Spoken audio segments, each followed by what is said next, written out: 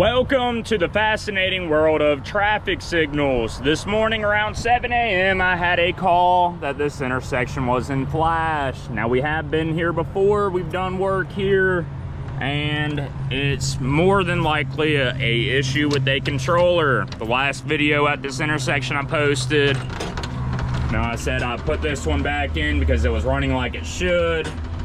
As you can see, it won't even turn on right now. We got a CVM fault on the conflict monitor, the MMU.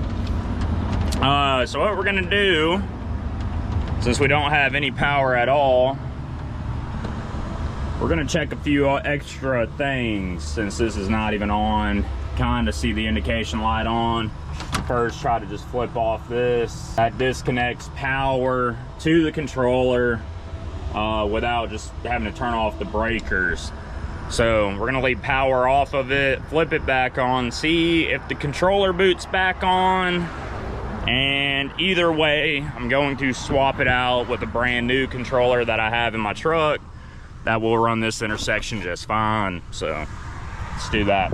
All right, so it's been a few minutes. Let's hit the controller switch back on. You can see this is getting powered back on. See if the screen pops back on or not. We do have like 5 or 6. This is gonna make 6. This one right here is gonna make 6 bad controllers just sitting at our shop. Most of our stock is just being used up at this point. And it should have booted back on by now, but it has not. So let's go ahead and pull this controller out and put this controller in. Go ahead and disconnect all the cables going to the controller. That out. That.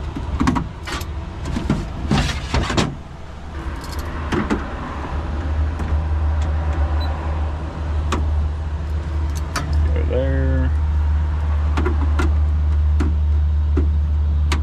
Now it lines up perfect.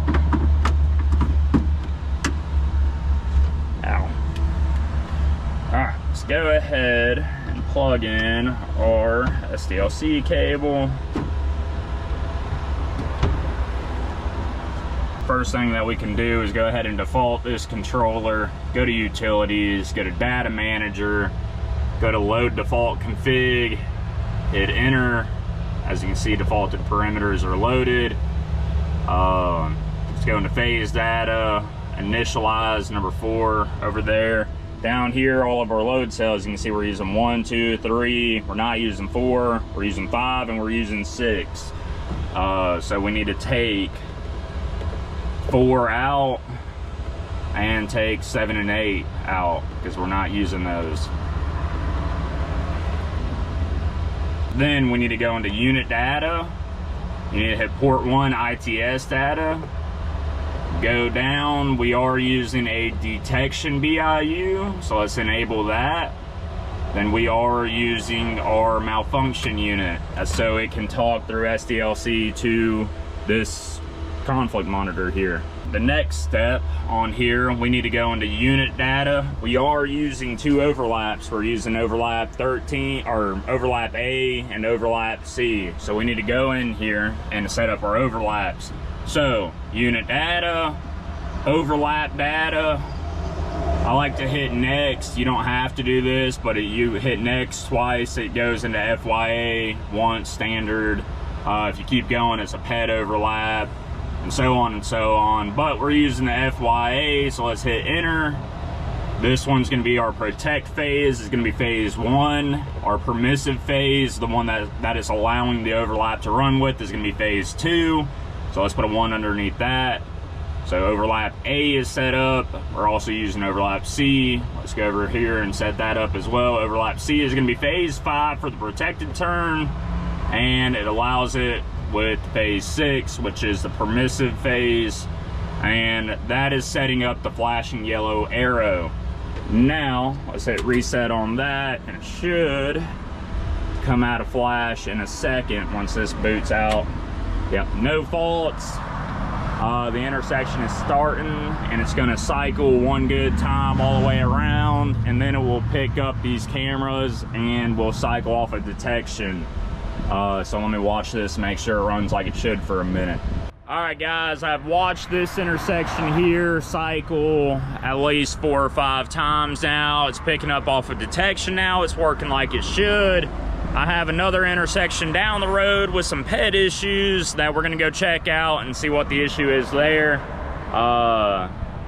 Yep, everything's working here like it should for now. Let's hopefully this controller stays working like it should. But let's get down the road and go check out that other intersection with the ped issues. Y'all come along. Hey guys, if you're enjoying this video, make sure to hit that like and subscribe button. Anyways, let's get right back into it. And we are at the next intersection in question that's having a little bit of an issue with the pedestrian push buttons. Let's take a look into it. But before we do, I just want to give a little bit of props to one of our competitors on how nice they have this cabinet set up. Lamy Electric did this cabinet back in 2017. And I'll say, you know, we've done modifications and stuff to it, but besides these cables being looped up and dripped up right there, if they would have ran those a little bit nicer, this is a great looking cabinet. So just want to give props where props are due. Lamy Electric, y'all killed it on this one, man. Brittany Avenue here in D'Iberville, looks great. Now let's check out this Polera unit and why it's not powering on. Before I call Polera and start kind of troubleshooting with their guys, I'm gonna remove this fuse, check continuity on it, make sure it's working like it should. If not, then I'll go get a new fuse, put it in, see if it comes on. If that doesn't work, then I'll get a hold of Polera and we'll get this guy troubleshooted and figured out. Or maybe we'll have to get a new one for it. Let's see. These fuses are pretty easy to remove. You just twist this cap right here on it. You unscrew it till it comes all the way out and it should hold the fuse. Yep. So let's check out this fuse, check continuity on it. If it's good, we'll put it back in and we'll check a few other things. Let's do that real quick. All right guys, so here's how you check a fuse. Even though this fuse looks good, it looks connected, we do want to double check it with our meter. So what we're going to do is pull out our meter here and you want to set it over to continuity. So when it's set to continuity and you touch your 2 leads, you'll hear that little ring. That means you have a closed circuit. It's all good. So let's put one end on one side of the fuse, the other end on the other. And as you can hear, this fuse did test good. So let's get it plugged back into this Polera CCU. I'll probably get on the horn with Polera and I'll start troubleshooting their device with them. And before I call Polera about their unit, I want to check out everything and anything that may be on my end before calling them about their device. So what I'm going to do, you can see this cord here, it's running down and it's hooked up to our power block. It looks fine, but I'm just going to test voltage on the lugs that it's landed to, make sure we're getting 120 volts to this device. And if we are, then it shows that there is some kind of issue with the device itself. And I'm gonna call them and see if we can't just get a work order on this CCU, or if we need to upgrade it and do a brand new CCU and get that wired into this cabinet. Y'all are gonna be able to see, but let's set our meter to AC. Set it down, maybe y'all can see the meter in the screen, maybe not though. But I'll tell you what it's reading. I'm gonna put one lead on the ground, one lead on the hot there. We have 120 volts. Put one on the neutral. We have 120 volts. We put a lead between the neutral and the ground, and we have 0 volts there. So everything's hooked up properly. We have 120 volts. It should be turning on and working like it should, but obviously there's a different issue. So let's call Polera out and see if we can't trace down the issue or if we need to get a new device. So let's do that now. Yes, out of it. What all do you need? You just need the CCU that we can send back. Not like the wiring harness or anything like that. Yeah. Okay. And you have my email? Yes, sir. Yeah, that's correct. Okay, that would work.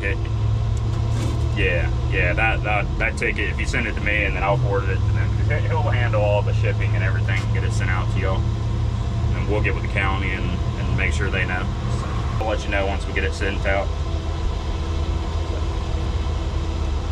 Yes, sir. All right, man. You have a great day. All right. All right, just got off the horn with Polera, and they want us to send in this unit. So that's what we're gonna do. We're gonna get with the county, let them know that we're taking this out and we're getting it shipped off, and we'll give them a quote for how much the repairs are gonna be. But it's a lot cheaper to get this repaired than to add in a new CCU. So hopefully saving a lot of money, and hopefully that we can do it pretty quick so that we can have this crosswalk back up and working before school starts again, because there is an elementary school right behind me, and this crosswalk is dominantly used during school hours. So, well, I guess before and after school hours. So let's get this thing sent off. Let's hopefully get it back installed before school starts back up here at the end of the month, and we'll give them a quote. Also, one last thing before I leave this intersection, because I just pulled that CCU out, that means all the pedestrian calls would have dropped off, meaning this crosswalk was no longer going to be working like it should. So for the meantime, what we need to do, we're using ped phases 4 and 6. We're going to go ahead and latch in calls on 4 and 6 on the peds, and that's going to do exactly what that CCU was already doing, and it's going to make this intersection a little less efficient, but it's going to keep giving the walk signs on this crosswalk here and the one across that way, so that if somebody does need to use a crosswalk, they are not sitting here trying to use buttons that don't work. They'll still get the walk sign. So leaving the calls in. Also, one more thing before I leave, I just noticed these cameras on the through lanes out here, they're a little bit spotty. So the busier phase out here at this intersection isn't really maxing out like it should be on phases 2 and 6. So what I'm going to do for now is latch in calls for 2 and 6, meaning they'll get the full 35 seconds every time it goes back onto this highway here in Lemoyne, and they shouldn't get held up so often because of that one ped crosswalk there that will make this intersection cycle every time it maxes out. So at least they'll get the full 35 seconds, and then it won't rest. It'll cycle and then go back to them and give them more 35 seconds again until it does it over and over again.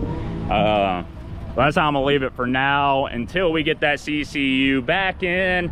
Once that's back in, then everything will work like it should, and we'll take those calls off. So let's get out of here.